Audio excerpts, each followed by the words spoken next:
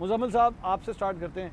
Election जब हो जाएंगे, अब तो अल्लाह का शुक्र है मेरे ख्याल में होने लगे हैं, अब तो कोई डाउट्स वगैरह नहीं है। इलेक्शन कमीशन ने पिछले हफ्ते कहा कि खबरदार कोई ऐसी बात ना करे, इलेक्शन टाइम पे होंगे, 8 फरवरी को होंगे।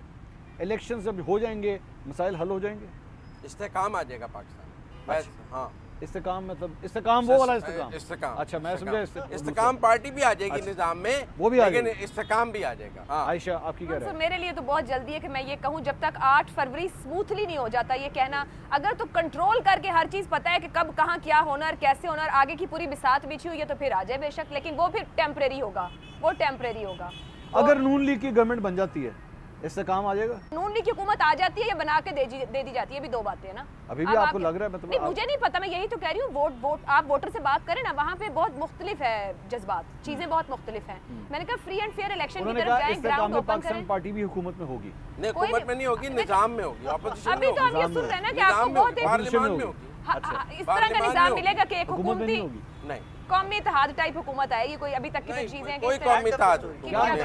आप क्यों ये कह रहे हैं? मतलब आप मतलब कौन सी पार्टी मेजॉरिटी लेगी? जो सियासी हालात मुझे नजर आते हैं, यहाँ नून लीग हुकूमत में होगी या पीपल्स पार्टी होगी, दोनों नहीं हो सकती। मतलब आप ग्राउंड पे वर्किंग देखें, अभी कोई आपको इलेक्शन की विजुअल भी नजर नहीं आ रही है। नून लीग और पीपल्स पार्टी इकट्ठी हुकूमत नहीं बना सकती।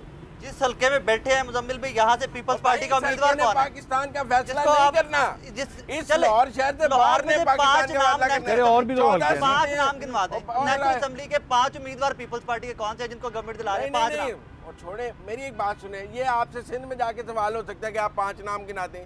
हर एक हम लाहौर में बैठे हैं, हम तो लाहौर की बात मैं नहीं, बात तो पूरे पाकिस्तान की कर रहे हैं ना। मुझे दिल पे हाथ रख के बताएं, कमल खान कह रहा था 14 हल्के हैं लाहौर के, 141 हल्के हैं पंजाब के। और चलो 14 ही दस दो, कौन जीतेगा? चांद साहब का बता दे कि चांद साहब जीत जाएंगे। कमर जमान कारा का बता रहे हैं 14 का बता दें, पहले लाहौर की बता दें।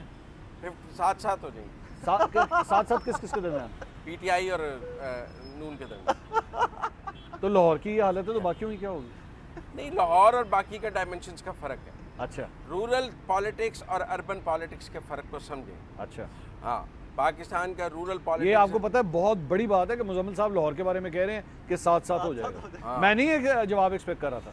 मैं समझा ये कहेंगे 10-4 होगा नहीं या 11-3 होगा। इन्होंने 7-7 का, बहुत बड़ी बात है ये। आप इसी पे जो है ना गनीमत जाने, आपको 7 देंगे, आपकी 7 होंगे, आपको निजाम में 7 सीटें मिलेंगी। लाहौर के रिजल्ट्स ये शो करते हैं। देखें, लाहौर से बाहर भी तो एक सियासत है, पूरा पंजाब है, 140 सीटें हैं। लाहौर से बाहर निकलें, आपको नजर ही नहीं आएगी पीटीआई। अच्छा, हाँ, there is no PTI. Faisalabad में नहीं है पीटीआई? नहीं, मैं कह रहा हूँ पत्तों की में नहीं है, मैं कह रहा हूँ ननकाने में नहीं है, मैं कह रहा हूँ शकरगढ़ में नहीं है, मैं कह रहा हूँ नारोवाल में नहीं है, मैं कह रहा हूँ सांगला हिल में नहीं है, भावलपुर। देखिए, अर्बन और रूरल के फर्क को समझते हुए पाकिस्तान की सियासत रुझान में नहीं है। अर्बन जो है, आप अर्बन को इतनी तो इग्नोर नहीं कर सकते। बावलपुर अर्बन का जो क्लस्टर ऑफ सीट्स होता है बावलनगर वो बड़ा है, होता है। बावलनगर है, लाहौर में 14 सीटें हैं। नहीं मानना पड़ेगा ना सर, ये अर्बन क्लस्टर सारा 40 सीटें हैं पंजाब का। ठीक है, 141 में से अर्बन क्लस्टर 40 सीटें हैं। किस तरह आपने कौन कौन से शहर इस 40 में डाल लिए? आप फैसलाबाद की 7 डाल लें, 14 लाहौर की डाल लें, गुजरांवाला की डाल लें, मुल्तान की डाल लें, पिंडी पाओ, पिंडी डाल लें, 40-45 सीटें हैं। भावलपुर, 40-45 सीटें, ये सारी इतनी सीटें, सिर्फ 40 सीटें, 40-45 सीटें हैं। और ये भी कोई मैं आपको एक और बात बताऊं, जब इमरान खान की हुकूमतें थी दोनों सूबों में और पॉपुलैरिटी अपने मेराज पर थी, तो भी वो 5-5, 4-4 हज़ार के लीड से ही जीते हैं, शिजरा से या और किसी से। कोई 50-20 हज़ार की लीड नहीं है। ठीक है, क्या आपके खंबा वो लीड खंबा भी कवर कर लेगा? खुद इमरान खान कैंडिडेट था तो ये हाल हुआ था। ठीक है, तो अब जब वहाँ कैंडिडेट्स नहीं हैं तो दैट विल मैटर। ये अब बात कर रहे हैं इलेक्शन डे की, साइंस की, ये उसकी बात कर रहे हैं। That day will matter. एक कैंडिडेट 10-20 हज़ार का फर्क डाल जाता है। इमरान खान बाहर था, लेकिन इमरान खान बाहर था, इमरान खान कैंपेनिंग कर रहा था और भी मौजूद थी, देखिए मैं आपको सिस्टम की सपोर्ट भी मौजूद थी। और एक और बात मंसूर साहब, दैट वाज नॉट अभी जैसी सपोर्ट नहीं थी उनको। नहीं मंसूर अभी साहब जैसी सपोर्ट नहीं थी।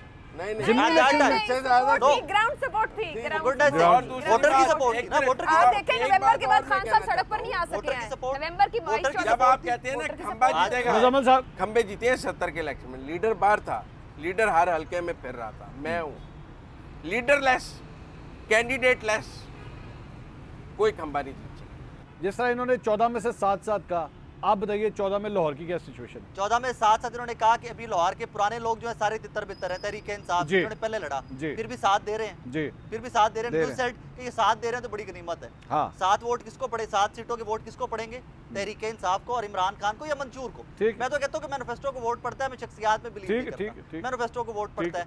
अब जिस रूरल पॉलिटिक्स की ये बात कर रहे हैं, ये लाहौर में बैठे हुए मैं उसका हिस्सा हूँ, मैं देहाती आदमी, मैं उसमें विद ड्यू अपॉलॉजी मैं मुजम्मिल साहब से भी बेहतर जानता हूँ सियासत को किसमें होता क्या है। ठीक मुजम्मिल साहब, हमारे देहातों के अंदर जब कोई बंदा भगौड़ा होता है ना, जब कोई मुश्किल वक्त में झुक जाता है तो उसके बड़े करीबी लोग भी कहते हैं कि कमज़ोर निकला है, साइड पे चला गया। और वही लोग जो तहरीक इंसाफ को छोड़ के IPP में चले गए, में उनके हलकों का जाके विजिट कर लीजिए कि जनाब हर उनकी अपनी बिरादरी, उनका अपना वोटर ये बार बार एक चीज़ का शिकवा करता है कि यार साडा मेंबर कमज़ोर निकले है, साडा मेंबर लम्मा पै गया है, साडा मेंबर छड़ गया है। अब उसकी रिप्लेसमेंट क्या है? उसकी रिप्लेसमेंट वो है कि कोई एक नौजवान जो उठ के टफ टाइम के अंदर नारा लगाएगा जी मैं तहरीक इंसाफ के टिकट पे हूँ या मैं इमरान खान के साथ हूँ, वो उससे डबल सपोर्ट ले जाएगा ऑन ग्राउंड रियलिटी। फिर ये फैसला तो 8 फरवरी को होगा ना। अच्छा, तो बहस फजूल है, उनकी एक राय है, मेरी एक राय है, ठीक है, तो आप 10 फरवरी को शो कर लेना। अच्छा, मेरा और राय साहब का और इसमें इजाजत दो। आपको बात बताऊं, आप दोनों को बात बताऊं, आप दोनों बड़ा ही कमाल का खाना खिलाते हैं। हाँ, मैंने आपके घर तो खाना खाया हुआ है, इनके घर की भी खाने की मैंने तारीफ बहुत सुनी है। हाँ।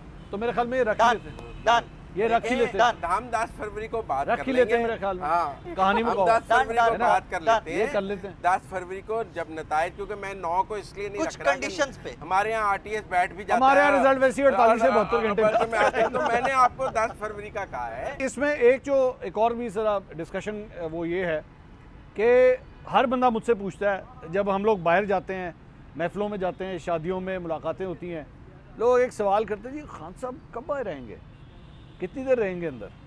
मुजम्मिल साहब क्या पूरी करके बाहर रहेंगे। अच्छा, ये तो सालों की बातें करके बाहर रहेंगे, ये तो सालों की बातें कर रहे हैं। हाँ, सजा पूरी करके बाहर रहेंगे, उससे पहले कोई छूट नहीं। राय साहब सजा ये कह रहे हैं, अभी अपीलों के मार्जिन है उनके पास, ये क्या नहीं, इनको तो शायद पता है कि सजा कौन सी है, पता है कि सजाएं होती है और सजाएं पूरी करके आएंगे। कितना मुजम्मिल भाई?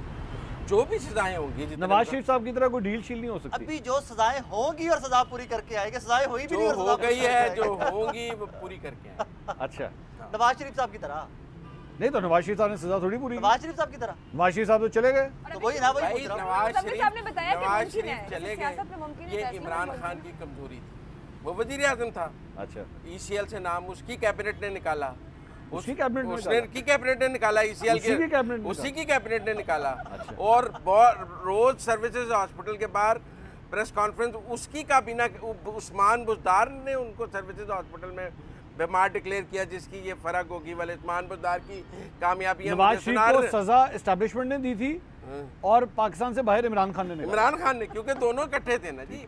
फिर इमरान खान क्यों रोज कहता था मैं NRO नहीं दूंगा, मैं NRO नहीं दूंगा, फिर उसी ने दिया ना, जाने तो उसने दिया। ठीक है, यहाँ वो कहता मेरा इस मामले से कोई ताल्लुक नहीं है, वो तो कह रहे थे हमें एस्टैब्लिशमेंट। नवाज शरीफ साहब के बाहर जाने में एस्टैब्लिशमेंट का कोई हाथ नहीं था। नहीं, इमरान खान और एस्टैब्लिशमेंट उसका तो इकट्ठे थे, नहीं तो वो ना मानता एस्टैब्लिशमेंट। अच्छा, क्यों जी? खान साहब कब आपके ख्याल में बाहर आएंगे? कह रहे सजा पूरी करके आएंगे। अगर तो उन पे सजाएं होती हैं उनको, जो तो अभी नहीं हुई, और मुजम्मिल भी ने पहले ही बता दिया कि उनको लग रहा है ना, इतना तज्जिया तो कोई दे सकता है ना, लग रहा है। एक केस चल रहा हो, आप उसको फॉलो कर रहे हो, क्योंकि जन्नत में रहते हैं, मुझे तज्जिया करने का हक नहीं है। ये तज्जिया आप तो शोर शॉट कह रहे थे, सजाएं पूरी करके भाई उन्होंने केस देखा है, शोर शॉट कह रहे थे, पता है कि सजा भी कितनी मुझे लगता है साइफर में सजा होगी, मुझे लगता है 9 मई में सजा होगी। मुझे आप मेरी बात समझे, जो बंदा जेल में था 9 मई को, नहीं, हाँ उसको सजा होगी यानत जुर्म में 409 में, क्योंकि उसने प्लानिंग की है, उसकी जमात ने किया, उसको तो करना है। ये तो वो बात कर रहे हैं कि इस अफगानिस्तान में बैठा TTP का कमांडर कहे कि जो खुदकुश हमला हुआ है मुझे उसमें मेरी यानत ताबत करे ना, मैं तो कंधार में बैठा था, यहाँ पे कुछ ना कुछ मेरा मतलब है, आप कमांडर है, वो अस्करी पार्टी के ज़हन से चल रहे हैं, ये ज़हन में रखिएगा। मैं कंधार बैठा था, मेरा खुदकुश हमले में मैं पकड़ा गया हूँ, मेरा खुदकुश हमले में जरा साबित करें, मैं तो कंधार था। लफ्ज़ इस्तेमाल करें, आपकी जमात ने किया, आप उनके कमांडर हैं, आपने किया, गलत है।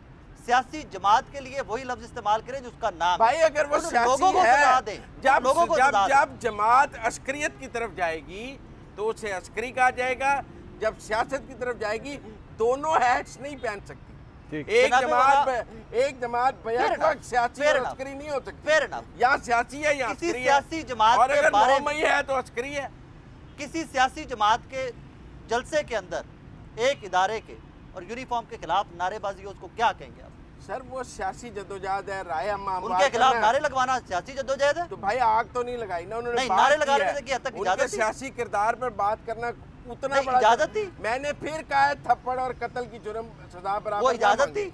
आप मैंने फिर कहा है चुटकी काटने को और गर्दन काटने को बराबर ना कराते। उनका कहने का मतलब है नवाज शरीफ साहब ने गुजरांवाला में जो स्पीच की वो ठीक है, लेकिन आप हाथ नहीं उठा सकते। हाथ नहीं उठा सकते। नहीं वो ठीक है। ये ऐसे ही है जैसे मैं और ये इख्तलाफ कर रहे हैं, ये उठ के मुझे चपेट मारते हैं।